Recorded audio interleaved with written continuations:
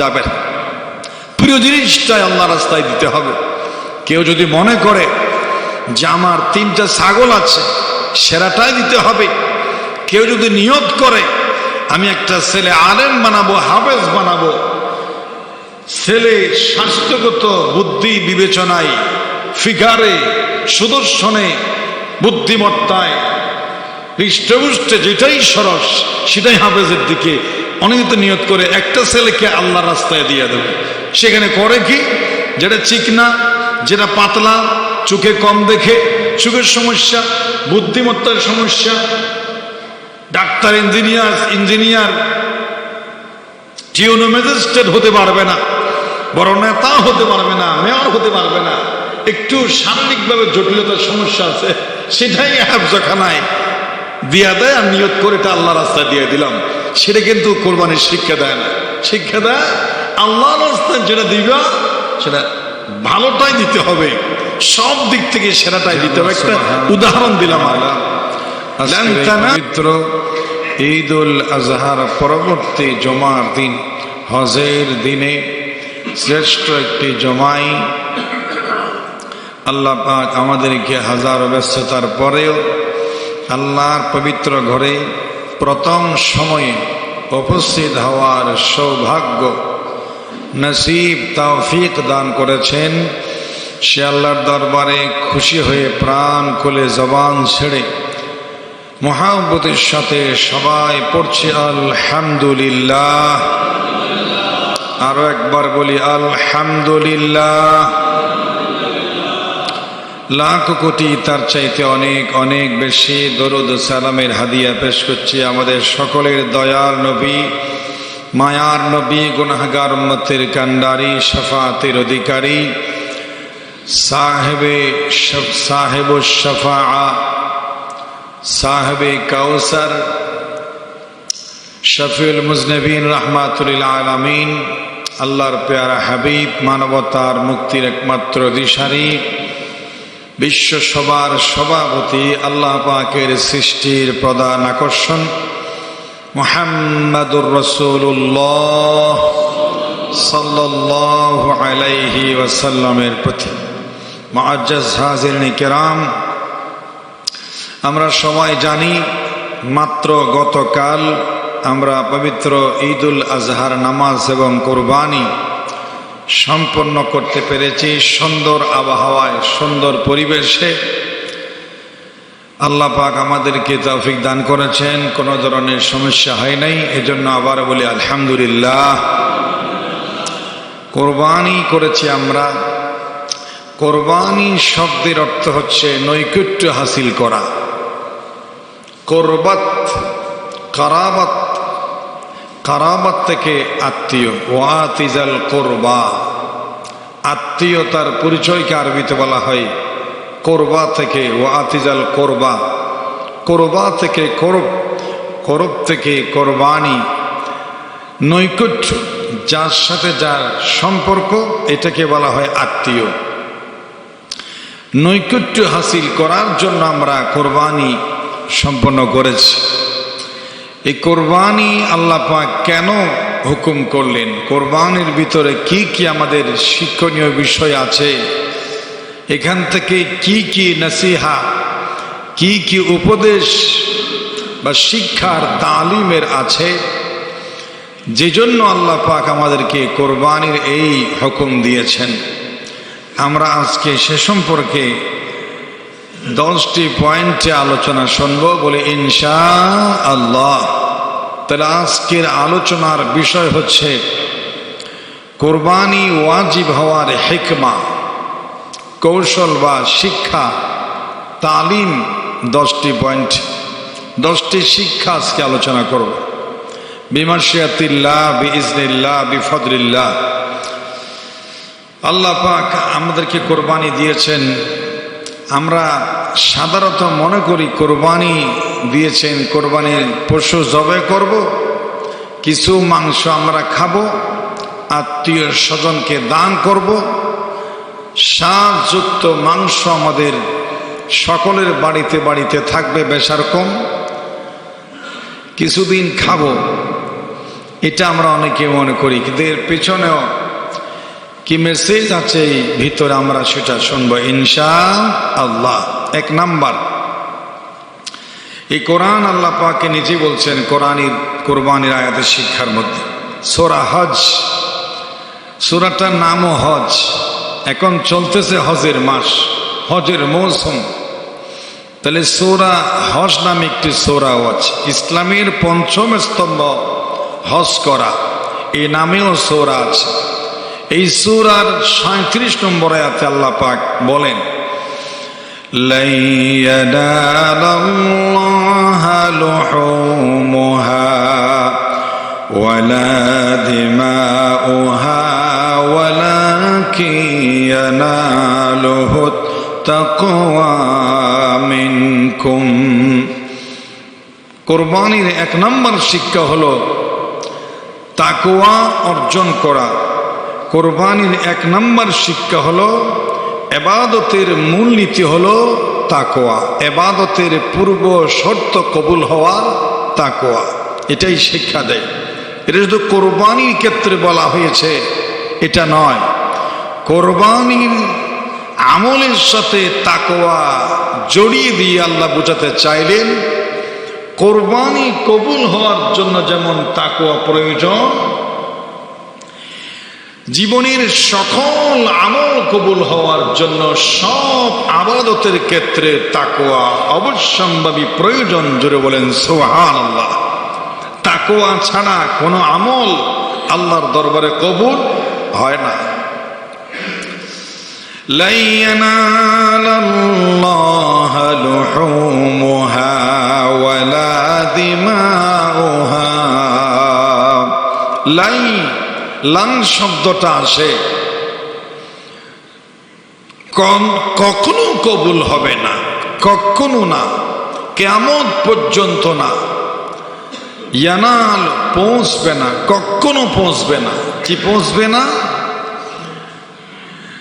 লুহুমুহা, রক্ত আল্লাহর কাছে, লা ইয়ানালাল্লাহা, আল্লাহর কাছে কখনো পৌঁছে না এবং পৌঁছবেও না। রক্ত প্রথমে মাংস, তারপরে রক্ত। 3 নম্বরে বলছে পৌঁছবে কি, ওয়ালাকিন ইয়ানালুহুত তাকওয়া, দিলটা পৌঁছবে। তার অন্তরে কি কল্পনা জল্পনা চলে, তার অন্তরের ভিতরে কি হিসাব নিকাশ চলতেছে, অন্তরের হিসাব নিকাশ আল্লাহর টার্গেট হলো মানুষের অন্তরের দিকে। ওয়ালা আল্লাহ পাক রাসূলুল্লাহ সাল্লাল্লাহু আলাইহি ওয়াসাল্লাম হাদিসে বলছেন, ইন্নাল্লাহা লা ইয়ানজুরু ইলা সুওয়ারিকুম, আল্লাহ পাক তোমাদের আমল, তোমাদের আকৃতির দিকে, সূরতের দিকে আল্লাহ পাকের দৃষ্টি নয়। বলেন ওয়ালাকিন ইয়ানজুরু ইলা কুলুবিকুম, আল্লাহ পাকের কুদরতের দৃষ্টি কিন্তু মানুষের কলবের দিকে, অন্তরের দিকে। এটাকে বলা হয় তাকওয়া। কারণ তাকওয়ার অফিস হলো কলব, তাকওয়ার মেইন হেড অফিস কি? কলব। আমি আগে একবার বলেছিলাম, রাসূল পাক সাল্লাল্লাহু আলাইহি ওয়াসাল্লাম বলেছেন, আত-তাকওয়া হাহুনা, আত-তাকওয়া হাহুনা। মুখে বলতেছেন তাকওয়া এখানে, আর হাত দিয়ে ইশারা দিচ্ছেন কলবের দিকে। তাকওয়ার আবাসস্থল এই কলবে, আত-তাকওয়া হাহুনা, এই অন্তরের দিকে আল্লাহর দৃষ্টি, এখানে তাকওয়ার অবস্থান। অর্থাৎ দিলের হিসাব নিকাশ, অন্তরের জল্পনা কল্পনা কি। যেমন মনে করেন কেউ কোরবানি করল, যদি সেই হিসাব নিকাশ করে আমার এত কেজি গোশত হবে, এত মাছ চলবে, এত দিন চলবে, এত কেজি গোশত খেতে পারবো, চূড়ান্ত এই হিসাব নিকাশে অন্তরের ভিতর করেছে, সেখান থেকে গোশত মাংস একটু কমে গেছে, সে বলবে আশা করেছিলাম এত, পেলাম এত, মনে হয় লস হয়ে গেল, কেন তার হিসাব ওদিকে। আবার যদি কারো অন্তরে যদি এটা তাকে কোরবানি করতেছি আল্লাহর জন্য, রাসূল পাক সাল্লাল্লাহু আলাইহি ওয়াসাল্লামের সন্তুষ্টির জন্য, ইব্রাহিম আলাইহিস সালাতু ওয়াস সালাম নিজের সন্তান কোরবানি দিয়ে ফেলেছে, আমি সামান্য অর্থ কোরবানি দিচ্ছি, গোস্ত মাংস নসিবে জুটলে আমার যা জুটবে তা খাবো, কম হোক বেশি হোক এটা আমার মেইন উদ্দেশ্য নয়। আমার উদ্দেশ্য হলো আল্লাহর সন্তুষ্টি অর্জন করা। বলেন সুবহানাল্লাহ। এটাই হলো অন্তরের তাকওয়া। এটা শুধু কোরবানির ক্ষেত্রে নয়, ভয় রাখতে হবে মনের ভিতরে, মনের ভিতরে আকাঙ্ক্ষা রাখতে হবে। তাহলে ইবাদতের মূলনীতি হলো, ইবাদত কবুল হওয়ার মূলনীতি হলো অন্তরে তাকওয়া লালন করা। তাকওয়া এটা বিশাল বিস্তারিত একটি বিষয়। এক কথায় সব সময় অন্তরের ভিতরে আল্লাহর একটা ভয় মনের মধ্যে কাজ করা, এটাকে বলা হয় তাকওয়া। আল্লাহর ভয় থাকা, বেপরোয়া না হওয়া। ইবাদত সব ইবাদত কবুল হওয়ার পিছনে মেইন একটা শিক্ষা হলো যে ইবাদত কবুল হওয়ার পিছনে লাগবে আল্লাহর ভয়, আল্লাহর ডর, আল্লাহর মুহাব্বত, আল্লাহর ভালোবাসা। এটা এক নম্বরে লাগবে। দুই নম্বরে হলো সমস্ত ইবাদত আল্লাহ কবুল করেন। তাকওয়ার দুই নম্বর শিক্ষা হলো প্রিয় জিনিসটাই আল্লাহর কাছে দেওয়া চাই, যেটা প্রিয় সেটাই দিতে হবে। ইব্রাহিম আলাইহিস সালামকে আল্লাহ পাক সন্তান কোরবানি দাও সেরকম স্বপ্নে দেখাই নাই, তোমার প্রিয় জিনিস কোরবানি দাও। আল্লাহ পাক রব্বুল আলামিন বলছেন লান তানালুল বিররা হাত্তা তুনফিকু মিম্মা তুহিব্বুন। প্রিয় জিনিসটাই যতক্ষণ পর্যন্ত আল্লাহর রাস্তায় দেওয়া যাবে না ততক্ষণ পর্যন্ত সত্যিকার মুমিন হওয়া যাবে না। প্রিয় জিনিসটাই আল্লাহর রাস্তায় দিতে হবে।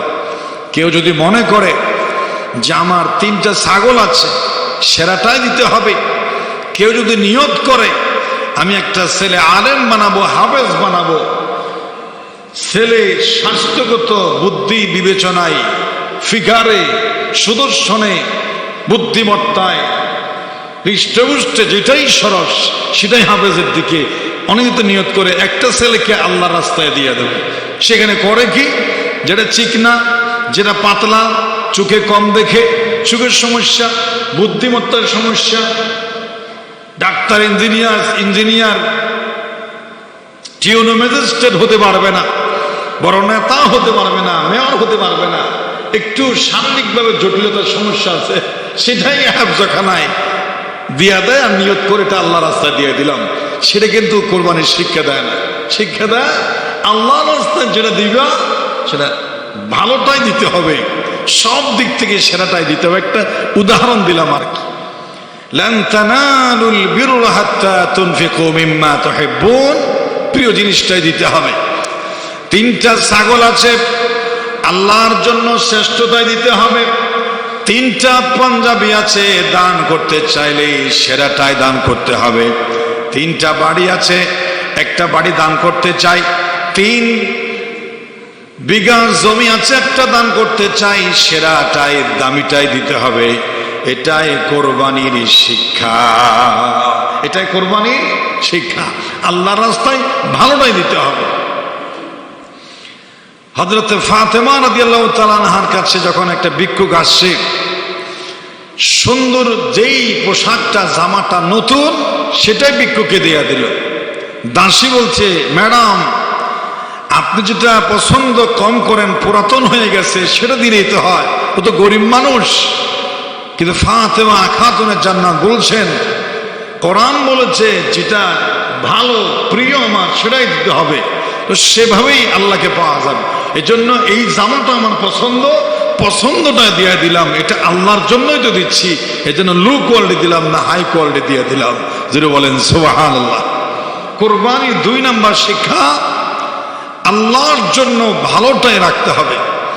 3 নম্বর হলো আল্লাহর যেই সময় যেই হুকুম করবে কোনো কথা বলা যাবে না, কোনো শর্ত দেওয়া যাবে না।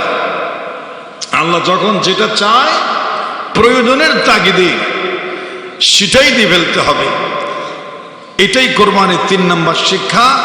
শরীয়তের সকল হুকুম হাকাম, বিধিবিধান, কোরআনের 500টি বিধান, কোরআনের আইন কানুন, রাসূল পাক সাল্লাল্লাহু আলাইহি ওয়াসাল্লামের নির্ধারিত যত বিধিবিধান আছে, কোনো শর্ত ছাড়া এটা মেনে নিতে হবে। এটার নাম হচ্ছে কোরবানির শিক্ষা।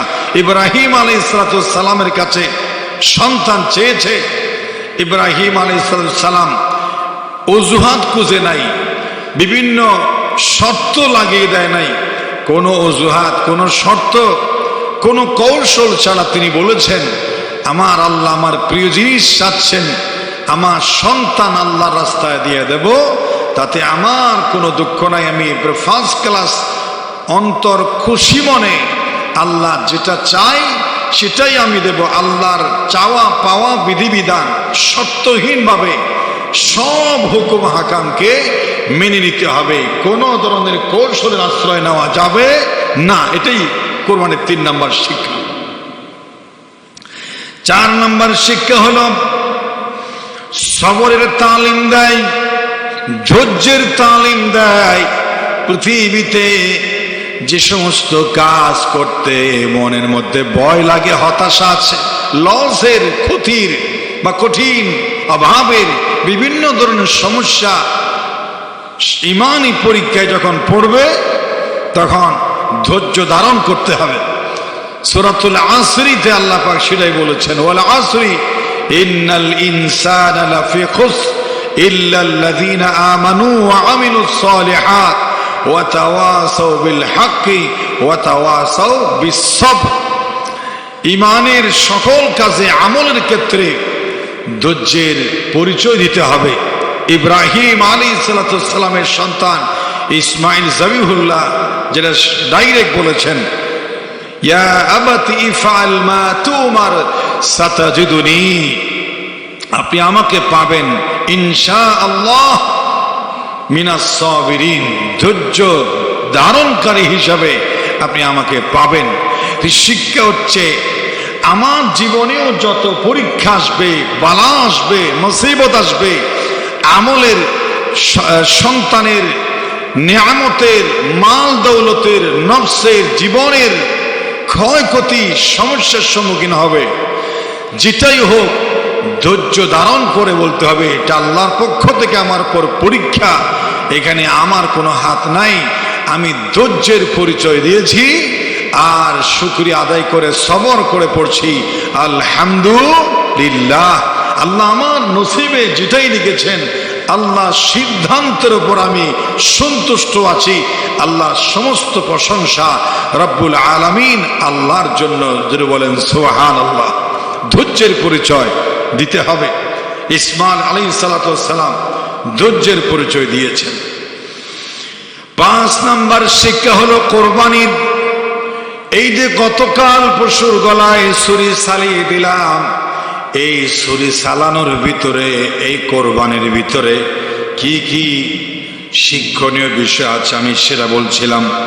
5 নাম্বার হলো ঈমানের কঠিন পরীক্ষার সময় কোনো হতাশ হওয়া যাবে না, কোনো হতাশ হওয়া যাবে না, হতাশ হওয়া যাবে না, বিচলিত হওয়া যাবে না, মাথায় কপালে বুকে হাত মারা যাবে না। জাতির পিতা ইব্রাহিম সন্তানকে জবে করে দিচ্ছেন, একবারও মাথায় হাত মারে নাই, বুকে হাত মারে নাই, কপালে হাত মারে নাই, বলে নাই আল্লাহ কি দোষ করেছিলাম, কি পাপ করেছিলাম, সন্তান একটা দিয়ে আবার নিজের হাতে সেটা জবে করার স্বপ্ন দেখাচ্ছ, এই স্বপ্ন, এই কঠিন পরীক্ষার মুখোমুখি আমাকে করেছ, কি পাপ করেছিলাম আমি, সন্তান যদি জবে করতে হয় দিলা কেন এই বুড়া বয়সে, আমার অন্তর জুড়ে তো আমার ইসমাইল, এই পরীক্ষা কেন নিচ্ছ আল্লাহ? আমি তো ধৈর্য ধারণ করতে পারছি না, আমি তো হতাশ, আমি তো বিচলিত। এমন কোন ধরনের কমেন্ট জাতির পিতা ইব্রাহিম করে নাই। আমরাও জীবনে চলার পথ যখন ঈমানি কঠিন পরীক্ষার মুখোমুখি হব, আমাদেরও হতাশ হওয়া যাবে না। আল্লাহর সিদ্ধান্তকে বিনা কষ্টে, বিনা শর্তে, বিনা সংকোচে মেনে নিতে হবে। হাস্যোজ্জ্বল চেহারায় আল্লাহ সিদ্ধান্তের উপরে একমত পোষণ করে আত্মসমর্পণ করতে হবে। এটাই কোরবানির 5 নম্বর তালিম, নসিহা, শিক্ষণীয় বিষয়। বলেন সুবহানাল্লাহ। এটাই হচ্ছে শিক্ষা।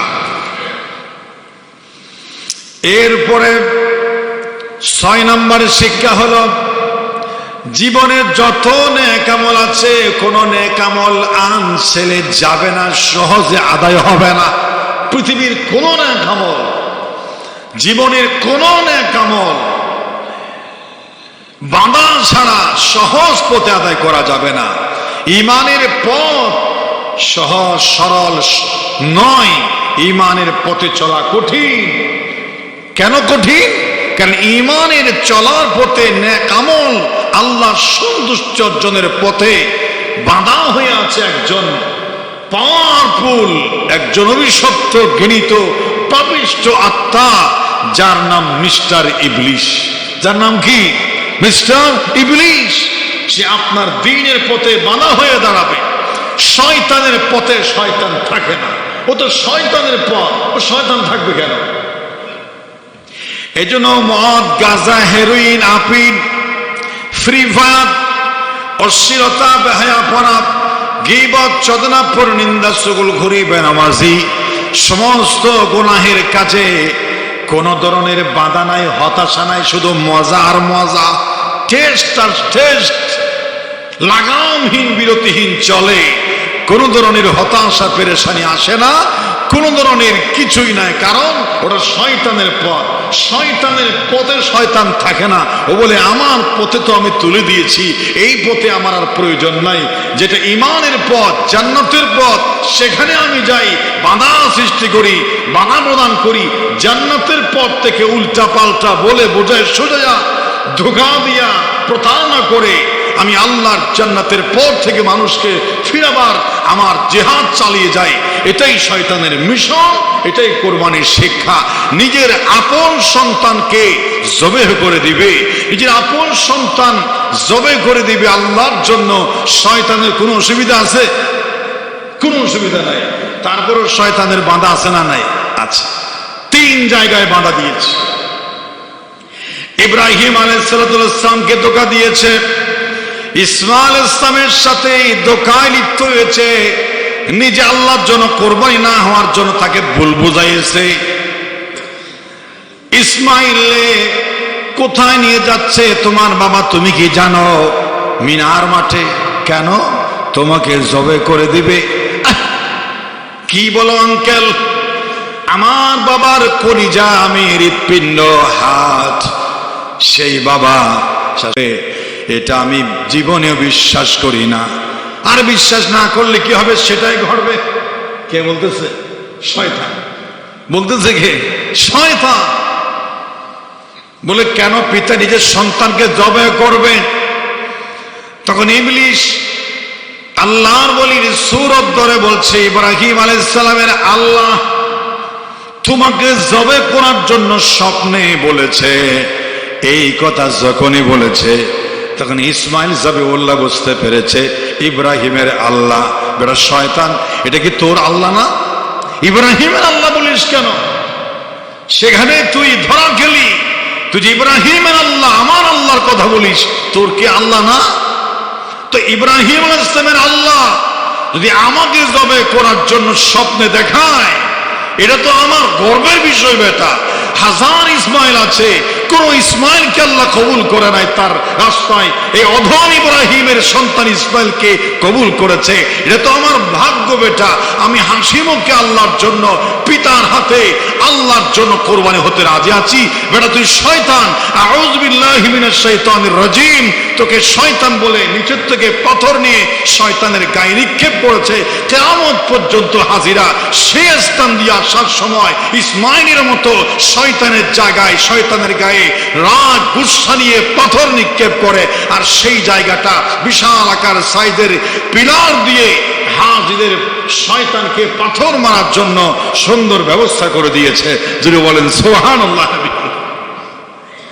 আপনারা বলেছেন ইসমাইল ইসলাম জবে হয়ে যাবে, নেকের পথে আমলের পথে যাচ্ছে, শয়তানের বাঁধা আছে না নাই? আছে। আবার এক দৌড়ে গিয়ে জানেন আপনারা বিবি হাজরাকে বলছে, এই অবলা সরলা নারী সন্তানকে কসাইয়ের হাতে তুলে দিলা মনে হয়, সন্তানকে কোথায় তুলে দিলা? বলে পিতার সাথে গেছে। কোথায় যাচ্ছে জানো? বলে বেড়াতে যাচ্ছে। না বেড়াতে না, তোমার স্বামী তোমার কলিজার নাড়ে সারা দমকে জবে করে ফেলবে। হাজরা কি কথা বলেছেন আলাইহিস সালাম, আরে তুমি কি বলো, আমার স্বামীর কলিজা হচ্ছে আমার সন্তান ইসমাইল, যাকে এক নজর না দেখলে থাকতে পারে না। ঘুম থেকে উঠে ইসমাইল খুঁজে, ঘুম থেকে যাওয়ার সময় ইসমাইল খুঁজে। একটা জাররা পরিমাণ সরিষার দানা খায় না ইসমাইল ছাড়া। শয়নে স্বপনে জীবনের সব সময় ইসমাইল বলে বলে যেই বাবা সময় কাটায়, সেই কলিজার টুকরা ইসমাইলকে জবে করবে আমার স্বামী ইব্রাহিম, আমি বিশ্বাস করি না, হতেই পারে না। কেন জবে করবে? তখন এই শয়তানে কি কথা বলছে, ইব্রাহিমের আল্লাহ ইসমাইলকে জবে করার জন্য বলেছেন, ইব্রাহিমের আল্লাহ ছেড়ে শপথ দেখাইছেন, এই জন্য জবে করবে। তুমি তো বুঝবা না, তাড়াতাড়ি সন্তানকে বাঁচাও, নিয়ে গিয়া চলো তাড়াতাড়ি নিয়ে আসো। ইসমাইল ইসলামের মা হাজরা তখন সেদিন বলেছিলেন, আরে ইব্রাহিমের আল্লাহ ইসমাইলকে চেয়েছে আল্লাহর রাস্তায় কোরবানি হতে, এটা তো আমি হাজারার ভাগ্য। এত হাজার ইসমাইল থাকতে আমার ইসমাইলকে আল্লাহ কবুল করেছেন, এটা তো আমার সৌভাগ্য। এই মনে হয় তুমি শয়তান, শোনো, আমার তো শুধু একটা ইসমাইল আল্লাহ আমাকে দিয়েছেন, এরকম যদি 100টা ইসমাইল আমাকে দেয় আর 100টা ইসমাইলকে আল্লাহর সন্তুষ্টির জন্য যদি জবে করতে হয়, 100টা ইসমাইল জবে করে আমি আল্লাহ খুশি অর্জনের জন্য চেষ্টা চালাতাম। বলেন সুবহানাল্লাহ। একটা ইসমাইল নয়, 100টা ইসমাইল হলো আমি দিয়ে দিতাম। তুই মনে হয় শয়তান। আউযু বিল্লাহি মিনাশ শাইতানির রাজিম, আস্তাগফিরুল্লাহ।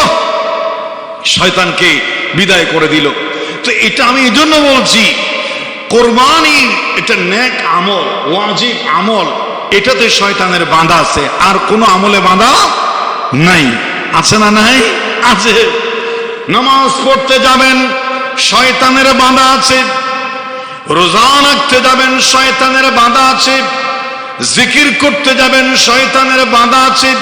দরুদ শরীফ পাঠ করতে চাইবেন, শয়তানের বাঁধা আছে। যে সমস্ত আমলে মানুষ জান্নাতের দিকে যায়, আল্লাহ সন্তুষ্টির দিকে যায়, ওই সকল ক্ষেত্রে শয়তান মিস্টার ইবলিস তার সমস্ত ক্ষমতা নিয়ে বাঁধা দেবে। এটাই হলো কোরবানির শিক্ষা। সুতরাং নেক আমলের সময় বাজে উল্টা পাল্টা নেগেটিভ যত চিন্তা মাথায় আসে, মনে করতে হবে শয়তান আমাকে ডিস্টার্ব করে।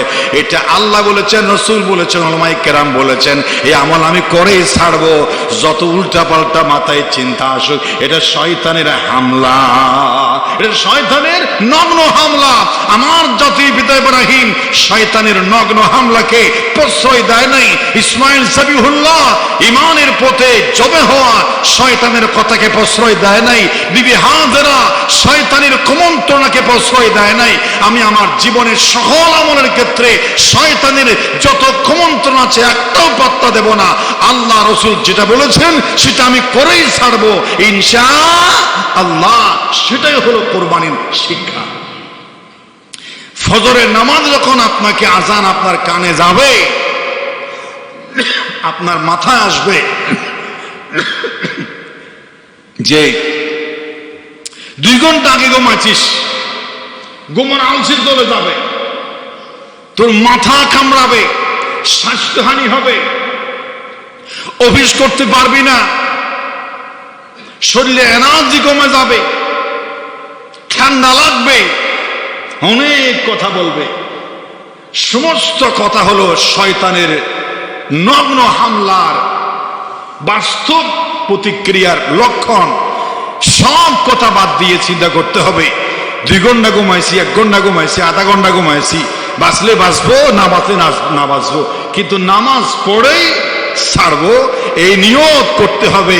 ইব্রাহিম আলাইহিস সালামের কোরবানি থেকে এটাই গোটা জাতিকে এটা শিক্ষা দেয়।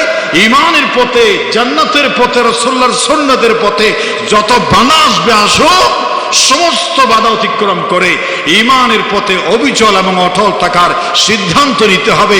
এটাই কোরবানির 6 নম্বর শিক্ষা। জোরে বলেন সুবহানাল্লাহ। এবং আল্লাহকে দোয়া করতে হবে, ঈমানের পথে অবিচল থেকে আমার মরণ যেন হয়। ঈমানের পথে অবিচল থেকে আমার মরণ যেন হয়। দোয়াটা করতে হবে আল্লাহর কাছে, আল্লাহুম্মা সাব্বিত আলা দীনিক, আল্লাহ তোমার দ্বীনের উপর আমাকে অটল অবিচল থাকার ঈমানি জজবা তুমি আমাকে দান করিয়ে, বলেন আমিন। কোরবানি সেরে শিক্ষা। আমি তাড়াতাড়ি চলে যাচ্ছি, এটা 6 নম্বর। তাহলে শিক্ষা হলো জীবনের সকল নেক আমলের পিছনে শয়তানের বাধা আসবে। শয়তানের অফিস হলো নফস। নফস মানে হচ্ছে আপনারা জানেন নফস আম্মারা, মনের বেপরোয়া চাহিদা, সেটাই নফস। নফসের উল্টা করাটাই হচ্ছে ঈমানের কামালিয়ত, আল্লাহ সন্তুষ্টির মাধ্যম। নফস যেটা বলে সেটার উল্টাটা করা, মনের আরামায়েশ, মনের চাওয়া পাওয়া, বেপরোয়া, এটাই হচ্ছে ঈমানের আমল। বাদশাহ একজন আল্লাহর ওলির নাম ছিল নিজামউদ্দিন আউলিয়া, বিশ্ববিখ্যাত আল্লাহর ওলি। তার একবার অসুখ হয়েছে প্রচন্ড। শাগরিদরা বলছে, হুজুর পাশের এলাকায় একটা পাদ্রী আছে। একটা কি আছে? পাদ্রী, ঠাকুর আছে।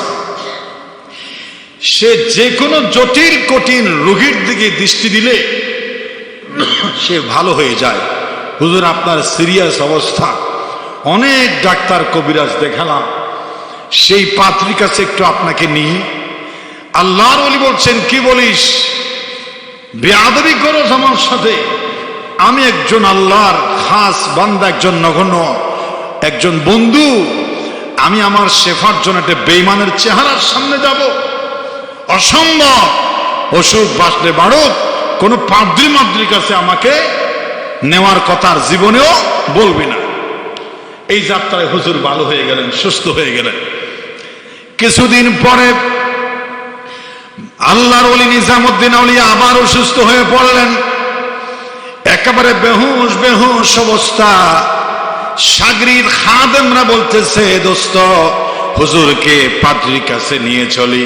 আরেকজন বলতেছে, খবরদার, হুজুরের মানা আছে। হুজুরের কি আছে? মানা আছে, নিষেধ আছে।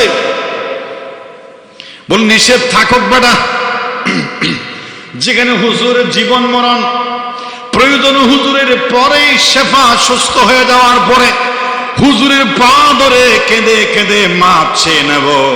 হুজুর যদি সুস্থ হয়ে যায় তাহলে এই বেয়াদবিটার জন্য আমরা হুজুরের কাছে মাপ চাইব। হুজুর তো চোখ উল্টাই ফেলেছে, হুজুরের তো নিঃশ্বাস বন্ধ হয়ে যাওয়ার অবস্থা। শরবত দিলে শরবত ফেরত দেয়, খাবার ফেরত দেয়। হুজুরের চেহারা পাল্টে গেছে। এমন কঠিন মুহূর্তে আমরা আর পারি না, বেয়াদবি হলে মাপ চেয়ে নেব। তাড়াতাড়ি কি করলাম, অ্যাম্বুলেন্স খবর দাও, হুজুরকে পাত্রীর বাসায় নিয়ে যেতে হবে। নিয়ে গেল। কথা বুঝিয়ে আমি এটা কেন বলছি, পাদ্রীর এই পাওয়ার কিভাবে আসলো। নিয়ে গেল, নিয়ে যাওয়ার পরে হুজুর, পাদ্রী ঠাকুর, আমাদের হুজুর সিরিয়াস রোগী, আপনি অনেক জটিল রোগীকে সুস্থ করেছেন, তো আমাদের হুজুরকে সুস্থ করেন। তিনি বলছেন, হুজুরকে আমার কাছে এনেছো? এত বড় আল্লাহ ওলি কেমনে আমার বাড়িতে আসলো? একটু দৃষ্টি দিল, সঙ্গে সঙ্গে নিজামউদ্দিন আউলিয়া চোখের পাতা মেলে স্বাভাবিক কথা বলা শুরু করে দিয়েছেন। যিনি বলেন সুবহানাল্লাহ। চোখ খুলে বলছে, আমি কোথায়? আল্লাহর বলেছে, আমি কোথায়? কিরে, এটা তো আমার ঘর নয়। হুজুর বেয়াদবি মাফ করবেন, এটা পাদ্রীর বাসা, ঠাকুরের বাড়ি। কিরে, ঠাকুরের বাড়ি আমাকে কে আনছিস? আমি না নিষেধ করেছিলাম এই বেঈমানের বাড়িতে আমাকে না আনার জন্য? হুজুর পায়ে তো পড়ে গেছে। হুজুর আমরা বলেছিলাম এ আনছে, এর দোষ। এই পায়ে পড়েছে, হুজুর মাফ করে দেন, আপনার এই সিরিয়াস কষ্ট আমার সহ্য হয় নাই, এই জন্য আমি এনেছি। হুজুর আমাকে মাফ করে দেন, আপনার কষ্ট আমি সহ্য করতে পারি নাই। হুজুর বলছে যা মাফ করে দিলাম। পাদ্রীকে বলছে, পাদ্রী তুমি তো বেঈমান, তুমি যে কোনো কঠিন রোগীর দিকে তাকালে সুস্থ হয়, তুমি আমাকে বলো এর পিছনে তোমার কি আমল আছে, কিভাবে তুমি এই বিশাল একটা অর্জন তুমি করেছো আমাকে বলো। তিনি বলছেন একটা বেঈমান হয়ে আমার এত বড় উপকার করলো, তো আমি একজন আল্লাহর বলি বন্ধু, তার উপকার না করতে আমি বাড়ি থেকে যেতে পারি না, একটু উপকার করবো তো। বলে এই কামালের কেমনে হাসিল হলো? বলছে হুজুর এটা তো আমার গোপন বিষয়, গোপন বিষয়, এটা আমি কাউকে বলি না। না বলতে হবে, বলো আমাকে কানে কানে হলেও বলো কিভাবে তুমি কামালিয়াত হাসিল করলে।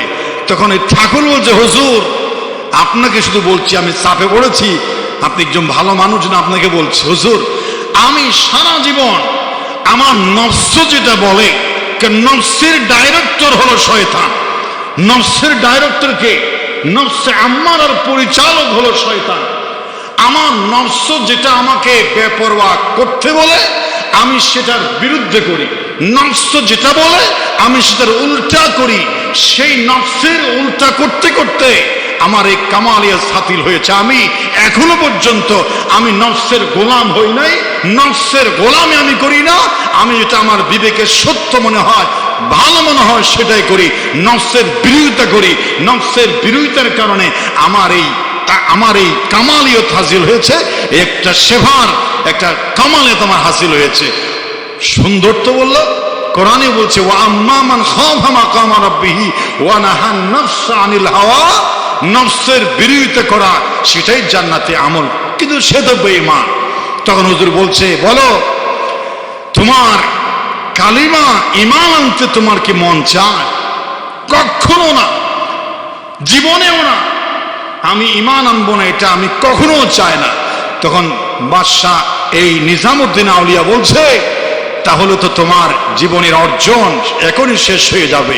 তোমার জীবনের অর্জন হলো তোমার মন যেটা চাই সেটার উল্টা করা। তোমার মন চাচ্ছে না কালিমা পড়তে, এখন তুমি বিপদে পড়েছো। যদি না মানো তাহলে তোমার কামালিয়াত ধ্বংস হয়ে যাবে, আর যদি মানো তোমাকে কালিমা পড়ে মুসলমান হওয়া লাগবে, ঠিক কিনা? মুসলমান হওয়া লাগবে। যোগী পড়ছে বিপদে, হুজুর আপনি আমাকে বিপদে ফেলে দিলেন, এখন এতদিনের যেই স্বপ্ন যেই অর্জন এটা তো আমি ধুলাই মিশাই দিতে পারি না। সুতরাং আমার নফস চাই না কালিমা পড়তে, নফসের উল্টা করা এটা আমার জীবনের অর্জন, আমাকে পড়িয়ে দেন লা ইলাহা ইল্লাল্লাহু মুহাম্মাদুর রাসূলুল্লাহ সাল্লাল্লাহু আলাইহি ওয়াসাল্লাম। সময় শেষ। আমি এটাই বুঝিয়েছি, একটা বেঈমান পর্যন্ত নফসের উল্টা করলে তার জীবনের স্বপ্ন পূরণ হয়। আর ঈমানওয়ালা হয়ে যদি শয়তান নফসের উল্টা চলে, নফস মানে এখানে শয়তান। নফস মানে কি? শয়তান। নফস তিন প্রকার, নফসে আম্মারা, নফসে লওয়ামা, এই দুই প্রকারের পরিচালক হলো শয়তান। আরেকটা নফস নফসে মুতমাইন্না, শান্তিপ্রাপ্ত আত্মা, এটার পরিচালক ঈমান, আল্লাহ, রসুল, এবং সেটা দিয়ে আল্লাহ পাক ডাকবেন ইয়া আইয়াতুহান নাফসুল মুতমাইন্না, এ নফসে মুতমাইন্না শান্তিপ্রাপ্ত আত্মা, ইরজিই ইলা রাব্বিকি রাদিয়াতাম মারদিয়া, আসো রবের দিকে, রব তোমার উপর আজ খুশি। উদখুলু ফাদখুলি ফি ইবাদি, তুমি আমার গোলামীর বান্দাদের তালিকাভুক্ত হও। ওয়াদখুলি জান্নাতি, অতএব আমার জান্নাতের সদস্যদের তালিকাভুক্ত হয়ে যাও। বলেন সুবহানাল্লাহ। জানতে হবে, বুঝতে হবে। প্রিয় হাজরিন, কোরবানির সেই শিক্ষা আমি আর বিস্তারিত বলছি না, শুধু পয়েন্টগুলো বলে আমি শেষ করতে চাই। কোরবানির 1 নম্বর শিক্ষা হলো তাওহীদ, 2 নম্বর হলো আত্মত্যাগ, 3 নম্বর হলো আল্লাহর আদেশ পালনে একনিষ্ঠতা, ইখলাস প্রকাশ করা, 4 নম্বর হলো জীবনের সকল ক্ষেত্রে আমলের পূর্ব শর্ত হলো তাকওয়া, আল্লাহর ভয়, 5 নম্বর হলো পরামর্শ ভিত্তিক কাজ করা। ইব্রাহিম আলাইহিস সালাম ইসমাইল থেকে পরামর্শ না নিয়ে জবে করতে পারতেন, কিন্তু পরামর্শ করলেন। ফানজুর মাজা তারা, তুমি কি বলো? জীবনের সকল ক্ষেত্রে, পরিবার, সমাজ, রাষ্ট্র পরিচালনার ক্ষেত্রে পরামর্শ করে কাজ করা, এটাই কোরবানির শিক্ষা। 6 নম্বর হলো ধৈর্যের পরিচয় দেওয়া। জীবনে যত পরীক্ষা আসুক, কঠিন মুসিবত, ধৈর্যের পরীক্ষা দেওয়া, ধৈর্য ধারণ করা। 7 নম্বর হলো আল্লাহর জন্য উৎসর্গ করতে রাজি হলে হারাবার কিছুই থাকে না। আল্লাহর জন্য যখন নিজেকে বিলিয়ে দেওয়ার সিদ্ধান্ত নেবে, তখন সেখানে পরাজয় থাকে না। ইব্রাহিম আলাইহিস সালামের পরাজয় হয় নাই, ইসমাইল আলাইহিস সালাম জবে হয় নাই। আল্লাহ শুধু মন পরীক্ষা করেছেন, আপনাকেও আমাকেও পরীক্ষা করবেন। রেডি হয়ে গেলে ওখানে মুসলমানদের হারাবার কিছু থাকে না, এটাই শিক্ষা দেয়। 8 নম্বর হলো পশু পালনের মাধ্যমে স্বাবলম্বী হওয়া যায়, এটা এখানে কোরবানির শিক্ষা। 9 নম্বর হলো হারাম টাকায় ইবাদত কবুল হয় না। কাবিলও কোরবানি দিয়েছিল কিন্তু কবুল হয় নাই, হারাম অর্থে কোরবানি কবুল হয় না। 10 নম্বর ঈমানের পর আগে নামাজ, পরে অন্য ইবাদত। ফাসাল্লি লিরাব্বিকা ওয়ানহার, আগে কোরবানি নয়, আগে নামাজ। কোরবানি করেছেন, ভালো কথা, অনেক ধন্যবাদ, অনেক শুকরিয়া, কিন্তু এবার নামাজের চিন্তা করেন। নামাজ প্রতিদিন 80 বার নামাজের ওয়াজ, নামাজ ফরজ, সকল নবীদের ফরজ সুন্নাত নামাজ। নামাজ ছাড়া মানুষের ঈমান অর্থহীন, নামাজ ছাড়া মানুষের বেঁচে থাকা অর্থহীন। পশুর জীবন, হায়নার জীবন, অমানুষের জীবন হলো বেনামাজের জীবন। নামাজটাকে একটু জীবনে প্রবেশ করানোর চিন্তা করেন, নামাজের চিন্তা করেন। আল্লাহ তুমি আমাদের সবাইকে মৃত্যু পর্যন্ত নামাজটা আঁকড়ে ধরার তৌফিক দান করুন, বলুন আমিন। হাযা মা ইনদি ওয়াল ইলমু ইনদাল্লাহি আলাইহি তাওয়াক্কালতু ওয়া ইলাইহি উনীব। আসসালামু আলাইকুম ওয়া রাহমাতুল্লাহ।